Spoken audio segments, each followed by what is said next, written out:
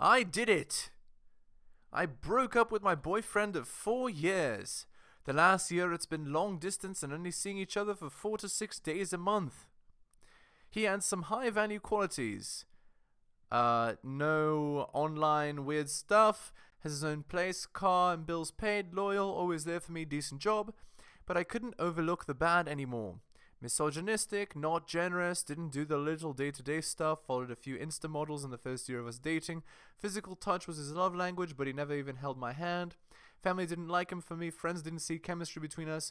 We met when I was 20 and he was 28, plenty more red flags. I'm letting myself grieve for a bit and then focusing on leveling up. I want to go back to school, turn my body a bit, finish my tattoo sleeve, finish dealing with trauma, start yoga and dance again, and learn to be single. I'm a serial dater.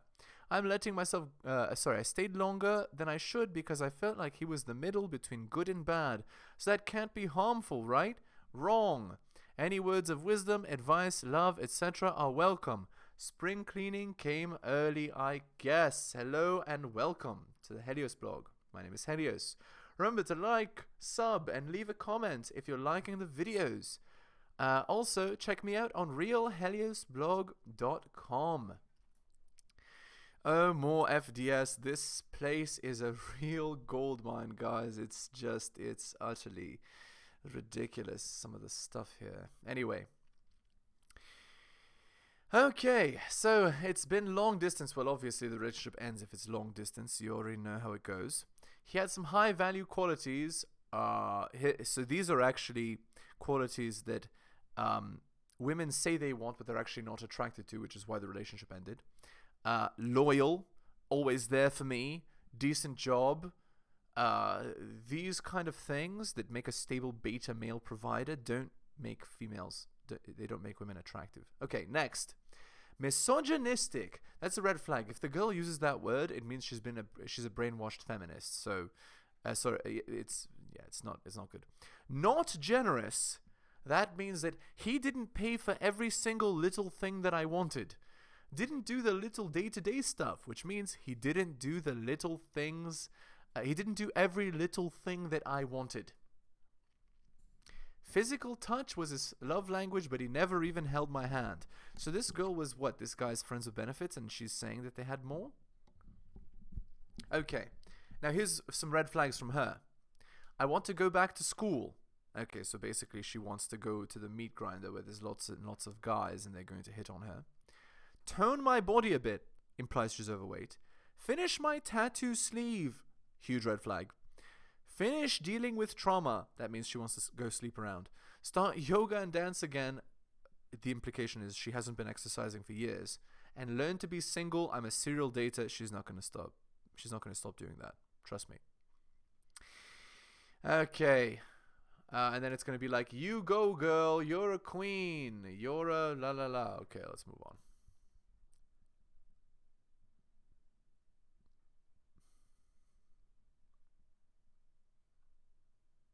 Okay, here we go. Get ready for some cringe, guys. This was on my LinkedIn feed with hundreds of likes and positive comments about how clever and hilarious it was. The young woman who submitted the tech support message below about her relationship to her husband, presumably, did it as a joke. Then she got a reply that was way too good to keep to herself. The tech support people's love advice was hilarious and genius. The query, Dear tech support, last year I upgraded my boyfriend 5.0 to husband 1.0 and noticed a distinct slowdown in overall system performance, particularly in the flower and jewelry applications which operated flawlessly under boyfriend 5.0. In addition, husband 1.0 uninstalled many other valuable programs such as Romance 9.5 and Personal Attention 6.5 and installed undesirable programs such as NBA 5.0, NFL 3.0 and Golf Clubs 4.1. Conversation 8.0 no longer runs and House Cleaning 2.6 simply crashes the system. Please note, I've tried running Nagging 5.3 to fix these problems, but to no avail. What can I do? Signed, Desperate.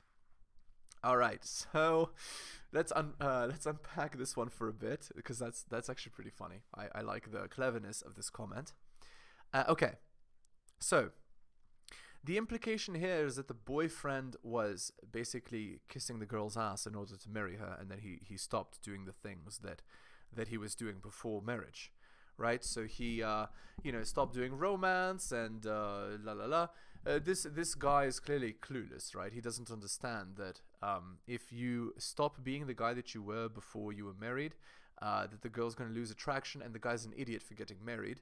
Because of course, if you get married, she can divorce you, and based on what she's talking about here, that's where it's going. So the guy entered into a ridiculously stupid contract where he thought he would get constant sex without any problems, and he could change his behavior however he wanted. But that's not how it works anymore. So, okay. Let's see the response from these tech guys. Dear Desperate, first, keep in mind, Boyfriend 5.0 is an entertainment package, while Husband 1.0 is an operating system. Please enter command IthoughtYouLovedMe.html and try to download Tears 6.2. Don't forget to install the Guild 3.0 update. If the application works as designed, Husband 1.0 should then automatically run the application's Jewelry 2.0, Flowers 3.5. However, remember, overuse of the Tears application can cause Husband 1.0 to default to Grumpy Silence, Happy Hour, or Beer.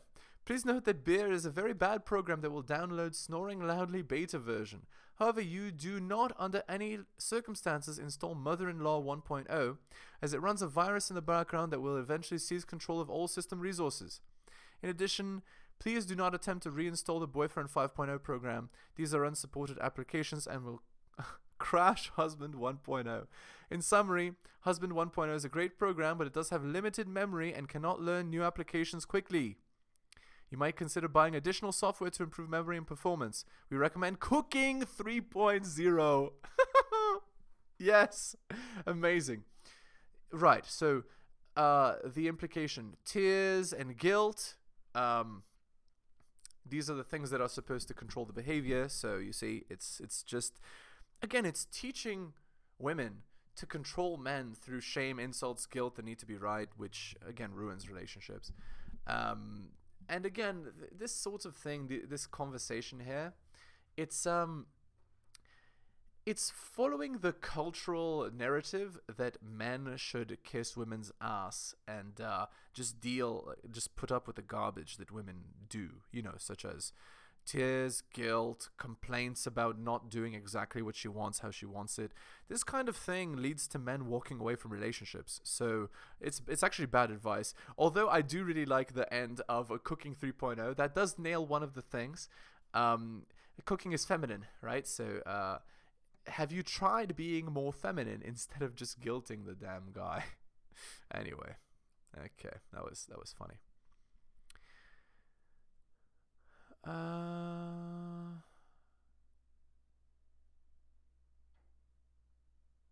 Okay. No. Okay, yeah, let's see what... Oh, I don't want to read somebody's life story in a paragraph form. Oh my god! Can you please give me a shorter post? Okay. Oh, wait. This one might actually... Yeah. Okay. FDA... Sorry, it should be FDS. These girls can't write, dude. Okay, anyway. FDS has helped me professionally as well. I've got my own small agency that provides services to tech companies and other agencies. A big part of FDS that I've internalized is not tolerating mistreatment and not expending energy defending my decisions. If a client treats me or one of my team disrespectfully, I terminate the contract and send a bill. Because we're very, very good at what we do and our prices are reasonable, I've had companies get other employees to reach out to me to try to convince me to work with them again. Not interested, you're on my S list forever. I don't give a damn.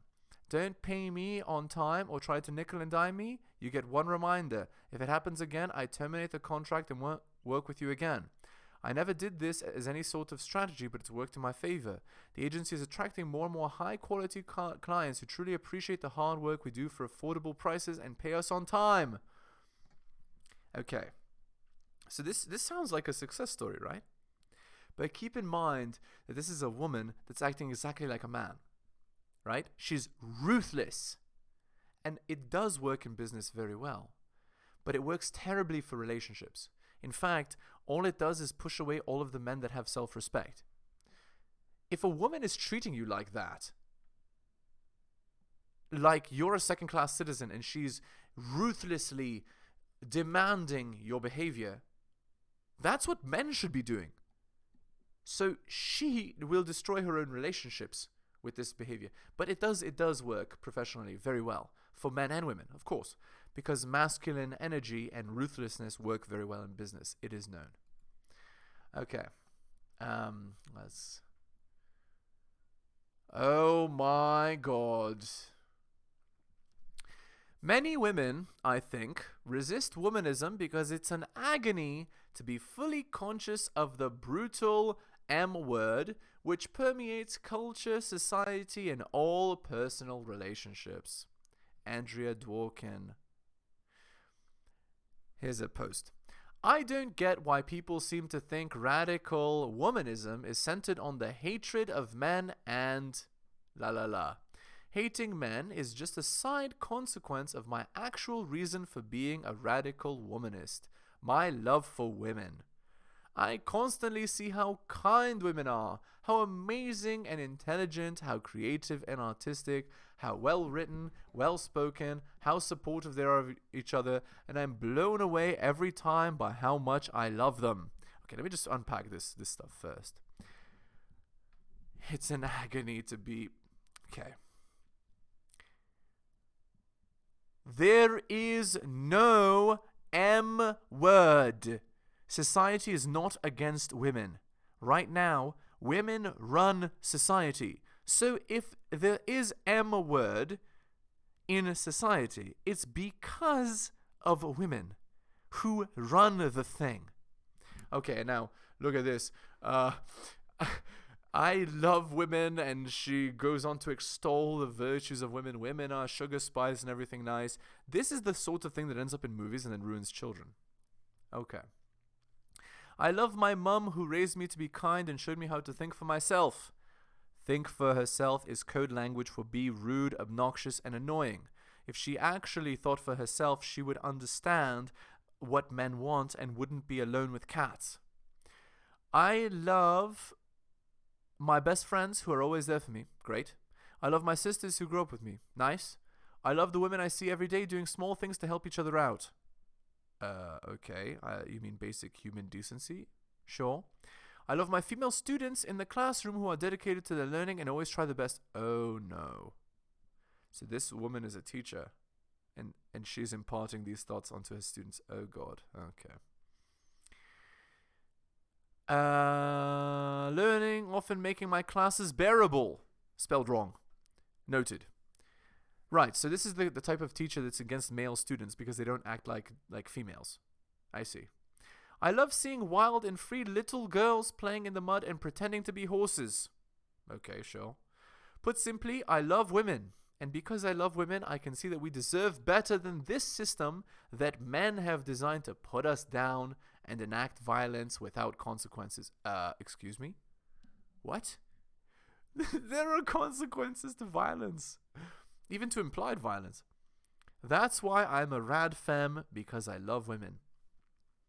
So this is what happens, right? Women go to university, they study something like women's studies, and they come out like this. Then they wonder why they get to 38 and they have cats.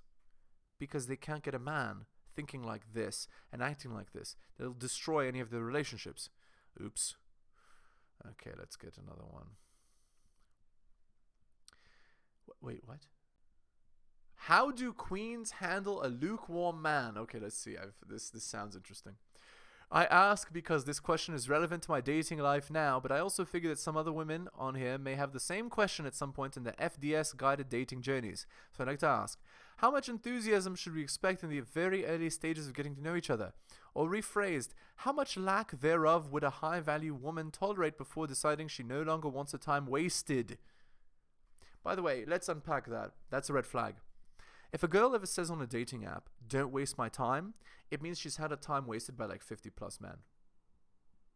Keep that in mind.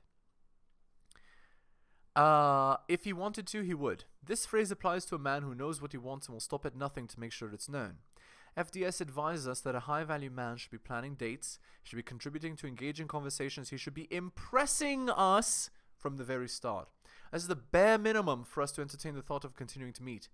Right, so, again, her frame is she is the queen, she's on the pedestal, she is the prize, he should be kissing her ass. And if you follow this advice, you will never be happy in relationships. You'll always be a doormat. You'll be a puppet king. So don't do it. How do we handle a man who shows enthusiasm most of the time, but not so much at other times? How big of a red flag is it if by the third date he's asking for ideas? Do you count it as a green flag or yellow red flag if he calls us to say good morning each day before work, but doesn't actually have much to say, then stays quiet the rest of the day? If he's asking for ideas, men, you need to be planning the dates. So you're not asking her for ideas. And men, you're only texting for logistics. Don't give her a good morning text every day. Do men get a grace period to warm up to a woman and decide just how much they like her? Or are lukewarm men just low-value men but better disguised than the average? So I guess what she's trying to ask is, the man that I found is attractive enough to meet my criteria, but he's not giving me as much attention as I would like. Can I justify that to myself? I think that's what she's saying. Yeah, there you go. He was handsome, charming, and sang beautifully, but it was time to cut things off. Blocked and deleted. Right, because he wasn't kissing her ass. Okay, I understand. Wait, let's see some comments here.